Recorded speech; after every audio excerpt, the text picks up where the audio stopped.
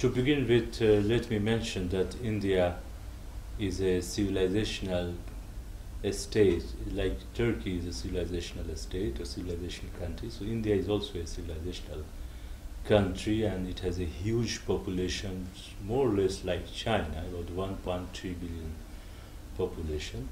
It is an Asian country, but you find that in India we have about 8 religions, and there are 5 major religions. We have 2 major languages which are spoken all over the country, that is Hindi language and English language, mostly English language, because English language is also the language of the Supreme Court and the High Court. But other than the 2 languages, we have also in our constitution, we have also 22 languages.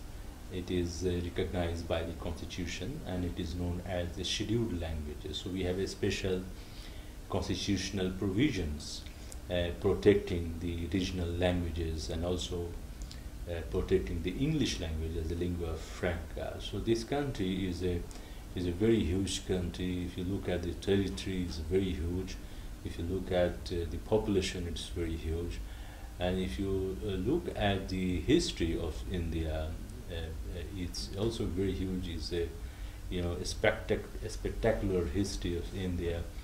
At that time, before 1947, India was one country. It was known as British India, and British India included not only India, present India, and Pakistan and Bangladesh, but it was also including Burma, this Myanmar. It was also part of India that time. So, and the Silk Route, when we talk about Silk Route, India becomes very important. So, before India became a state or national state, we had a lot of trades, and the coastal trades and sea routes from India up to Cyprus and to Europe, and also to Turkey and to the Arab world and to Africa, because India was exporting a lot of silk clothes and the spices, and also lion, the lions also. And that's why you find the spices. It is known as baharat in Turkey. The baharat is known as the spices, and you also find the name of India is not only Hindustan but also Bharat. So India in that way is very huge, and it has a very voluminous, is a big constitution.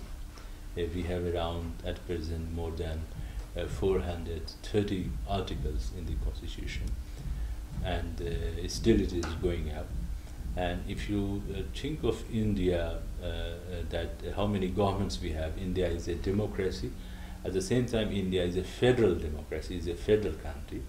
In the federal country, the powers are divided between the central government and the state government, and also the local government. So we have 3 levels of government in India. We have a union government, that is a central government, and then we have a state government, and then we have the local self-government. And these 3 governments are already mentioned in the constitution. So the state governments are not taking power from the central government, but the state government powers are basically, mentioned in the constitution. As you know, that India is not a unipolar society or a homogeneous society. It is a heterogeneous society. India is full of diversities in terms of ecology, also in terms of geography, also in terms of population, in culture, and in religion. You find a lot of diversities and pluralities, and all these diversities are also protected by the Indian constitution. So you find in India a very huge chapter on fundamental rights, and I must tell you that in 2004, when South Africa was preparing its own constitution, we sent the expert from India, especially on the directive principles of a state policy, that is very close to the fundamental rights aspect. So in that way you find that India has been able to develop and to sustain and to preserve a huge constitution, and this constitution has worked quite well, despite having some short failures and some incompleteness or unsatisfactory factor, but mostly it has produced good result to keep India together territorially and sociologically. So you find in India a kind of unity in diversity. So it is a diversity, but there is also unity. I mean to say that you find in India the factor of commonality and similarities, despite having a lot of differences. These are the very important factors which keep India at the international level, at a very high level. If you look at the role of or the position of India at the international level, this is not only today, but India also played the role before it became independent. During the British rule, when India was fighting, was making its own national liberation struggle through protests, through strikes, through giving a memorandum, and through non-cooperation, civil disobedience movement, through representation, you find also that India, despite being a colonial country, the leaders in India, both Hindus and Muslims, they were also talking about the liberation of Indonesia, liberation of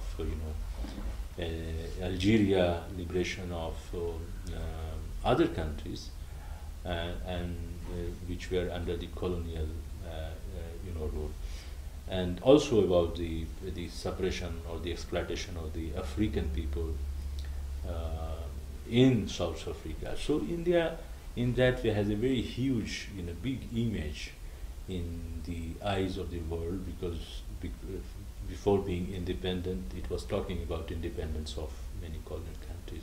And that's why you find that after independence, in 1947, India became independent in August, 15th August 1947.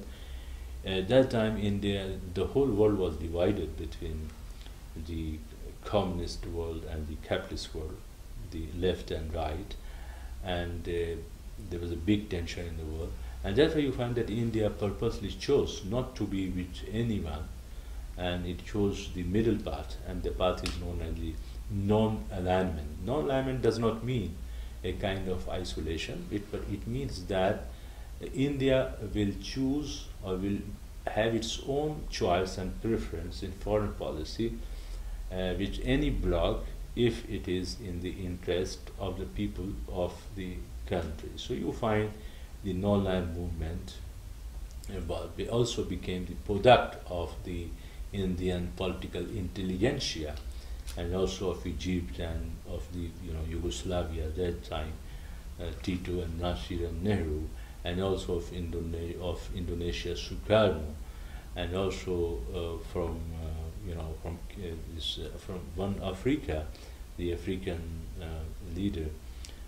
So in this way you find that India has started building its own image in the international world, and also you find that there were problems of colonialism, imperialism, exploitation, racism, etc.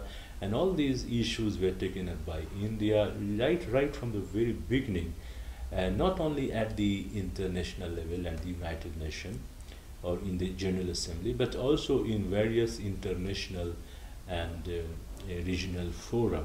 And when you look at India's concern at the Palestinian issue, in most of the resolutions passed by the non-land movement, non-land summit, and in other programs also, in other forums also, you find India took a very courageous and very good stand on the Palestine issue, talking about the restoration of the legitimate political and national and civil and economic rights of Palestinian people, and to have their own states. And that's why you find that India has the Palestinian embassy right from the very beginning. So it supported the Palestinian cause, but at the same time, you find that India also started changing its policies, making some changes in the international arena because of the changes taking place. You find in 1989 and 1990 a big change in the Eastern European countries, in the Baltic countries, in Caucasia, in Central Asia. Even the Soviet Union collapsed in 1991. And we also find a lot of changes which took place in China, especially after Deng Xiaoping came to power after the death of Mao in 1976. And there is a change of economic policy and political policy in China since 1978. So China also, so changing. So naturally, it was also important for India to remain, very tactical and dynamic with the changing policies. And that's why you find some people also criticize a lot of changes which has taken place in our foreign policy. But at the same time, you have to also look at the factors which are very, compulsive factors for India to keep itself in the international mainstream. And then you find that India, which was very close to the Soviet Union, now it is a good friend of America, a good relation with European Union, and India is also established very strong military ties with Israel. Of course, means as America is too much, Israel is too much successful to use its pressure on America, but this is not the case with India. I mean, Israel is a good friend of India, no doubt about it. But so far as the pressure is concerned, India does not accept the pressure of Israel too much on its own foreign policy or domestic policy, etc. If you look at the emergence of regional organizations like South Asian Association of Regional Cooperation (SAARC), which came into being in late 1980s, it is working, and it is a regional platform. India is playing a very important role in South Asia, and also it is very considered as a very influential country by Sri Lanka, by Nepal, by Bhutan, and also by Maldives. And if you look at India's role, India's association with APEC or with ASEAN countries or East Asia Summit or with European Union. So India is also associated with many regional and initiatives of these big regional or international organizations like European Union and like this ASEAN. And India is not a direct member of ASEAN, but it is participating in various forums, special forums, and additional forums, which is a part of the ASEAN. EU is, taking up a lot of projects in India, and also African Union. India is also exploring a lot of opportunities in Africa. India is also, able to find out or to get some S-400 missile, as Turkey is trying to get from Russia, despite American opposition, because India did not accept the American opposition, and is going to buy this S-400 missile, etc. So you find that India, which is the sixth largest, wealthiest country in the world, or the sixth largest economy in the world, is coming up a lot with good economic growth, despite having a negative ratings by certain rating organizations, CRA, credit rating, these agencies like Moody's and Fitch and Standard and Poor. India is doing a lot good, especially in the economic field, and it is considered as a very important political player. And that's why you find that both the Palestinians and Israelis, they are looking at India with a lot of hope to get support, because it matters in India. In India you find, because India is also emerging as a very important soft power, a lot of these software or the projects which are taken by America, but it is completed and done by in Indian cities like Bangalore and Chennai. And so outsourcing also, we find India is very important. So economically India is coming up. Politically, many countries, they want to take support of India at various international levels. And culturally, India is doing a lot of good things. Means India is known to the world because of its language, because of its culture. And the culture not only includes the Hindu culture also, because India has also a very strong Muslim culture, Muslim architecture, and Islamic values, and a good number of Muslim population, about 200 million population in India, and they are as old as Hindus. So you find a very, a bouquet of cultures in India, and that keep India very vibrant and very vital in international relations. And you find that even African countries they are looking at. Whenever Indian Prime Minister or President is visiting South African countries, they are announcing a lot of grants to the African countries. India is also providing, some sort of semi-military support or semi-diplomatic support to Maldives also. India is also closely collaborating with the Nepal and this thing. Bhutan is very close to America. So you find that in South Asia, in East Asia, also in the Arab world, India was very close to Iraq, but Iraq is no more there. India was very close to Yemen, it's no more there. But India is still buying the oil from Iran despite having sanctions. But India is trying to get some waiver, from Americans, and Americans have promised that they will do it. At the same time, Americans are pressurizing India not to buy oil from Iran.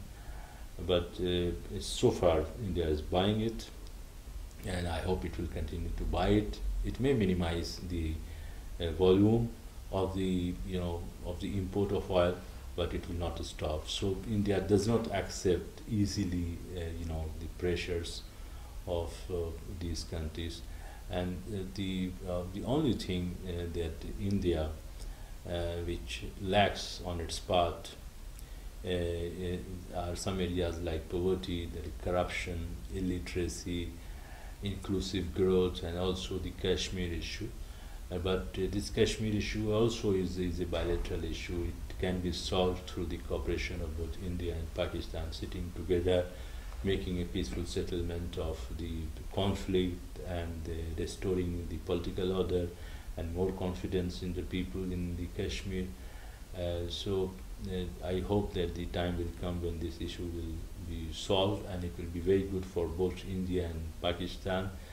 And I think that Turkey has also taken a very good stand for a long time that both the countries, India and Pakistan, should sit together to solve this problem. So you find that India, in its own journey of about 66 decades, more than 6 decades, it has made a lot of achievement, and it has been able to establish its credible position and status at the international level.